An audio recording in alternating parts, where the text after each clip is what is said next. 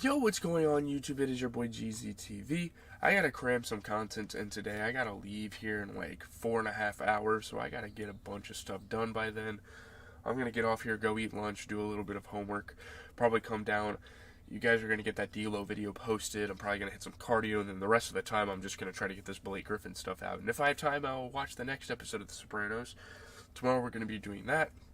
Yeah, there's a Blake Griffin video hopefully coming out tomorrow if I can get it recorded tonight. If not, we'll probably push it to Monday, and tomorrow we'll just do a recap. We'll just see how it happens. I'm just gonna be changing my content up a little bit. It's no big deal.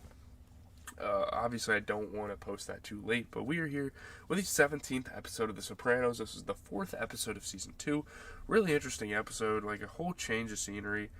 I think it's a pretty fun one to watch. So getting into it, Tony goes to Naples with Paulie and Christopher to negotiate the smuggling of stolen luxury cars to Italy with a local Camorra family distantly related to the Sopranos. So obviously, the Sopranos have a lot of Italian roots, you know.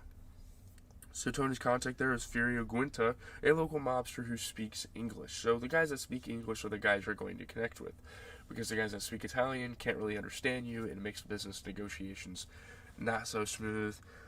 And yeah, so Tony learns that Don Vittorio, the boss of the Maples family, is senile. Which, yeah, I mean, his son-in-law Mauro Zucca has been charged, but is now in charge, but is now serving life in prison. So Zucca was supposed to be the boss, but before they got there, he got sent to prison for life.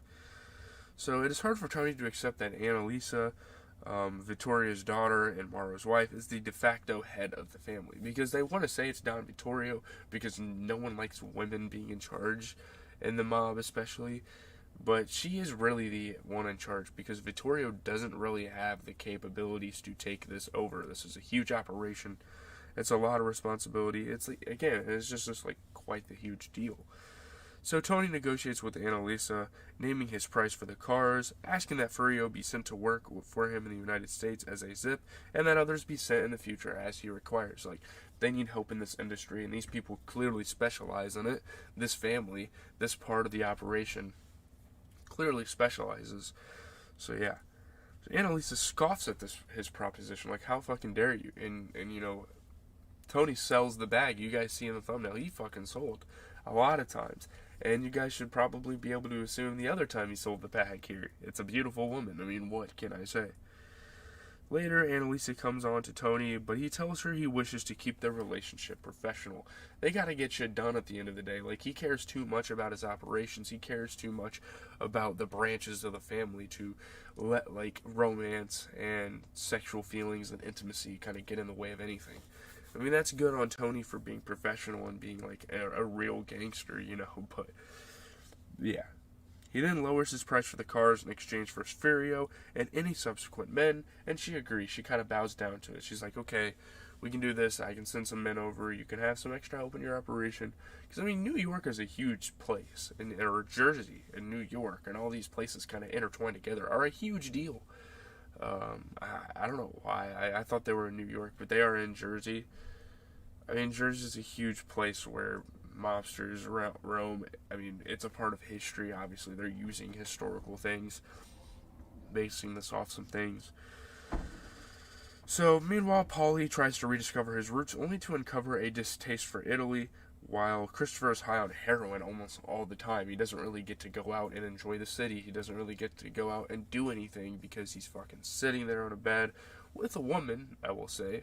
He has Adriana, I'm not really sure. But, yeah.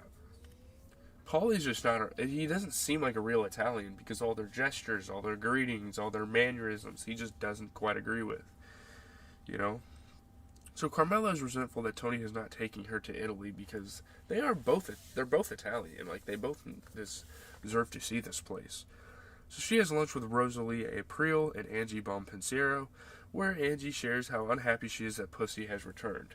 At first, she was being kind of sarcastic at first. She's like, yay, Pussy's back, woo! Pussy's indifferent to his wife, even though she is waiting the result of a biopsy, which is it's a medical test to see if you have like diseases, I believe. If you have tumors, anything like that, because she has like a lump in her neck or something. Yeah, I think that's what that is. She was like kind of telling them about it. They were discussing it at the table. And Pussy doesn't care. Like, he doesn't show enough love to his wife. He's this gangster. He's like the true gangster personality. He doesn't really have any feelings. He doesn't really show love to anyone but his mobster. I mean, it's a brotherhood. They're just so closely knit that when they get home to their wives, they feel indifferent. They don't really care about them as much. So Angie admits she has thoughts of suicide and that she intends to divorce him. This is not a lifestyle she wants to live. She doesn't. It's not that she's like not getting attention, but like, you're in a marriage, you're supposed to at least care about the other person, and it doesn't seem like Pussy cares at all about anything she goes through. Carmela later visits Angie and urges her not to break the sacrament of marriage, which is a super selfish thing to say. And I'm not a huge religious guy, and I'm not going to hate on religion at all, but this is one of the reasons I disagree with it, is because there's rules out there that you can't break, that it's like, come on. Like, if I'm going through some things, I have to make a change. Like, I'm not going to keep a marriage because I'm unhappy with it. And because I'm religious. That's not a thing. So, while with his FBI handler, Agent Skip Lipari, Pussy runs into Jimmy Bones, a Soprano associate, and he doesn't like this guy, I guess. They concoct a cover story, but Pussy is afraid that Jimmy won't believe it. He goes to Jimmy's house and beats him to death with a ball-peen hammer. I don't know. It was kind of extreme. I'm not sure why Pussy did this.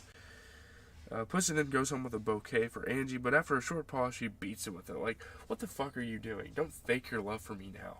This isn't going to do anything. You don't really show true love to me at all. Yeah, so Tony returns home. Carmela's upstairs doing housework, and this is a really interesting parallel between her and Angie.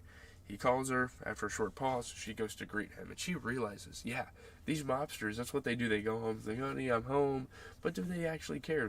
Is there really a genuine connection there?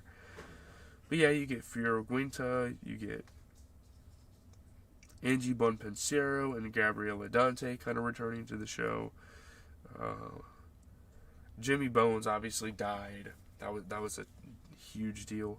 The Elvis impersonator. I don't know why the fuck he's an associate looking like a damn clown like that, but yeah, I don't really have much to say. There wasn't too much to say in this episode. I think it's pretty good.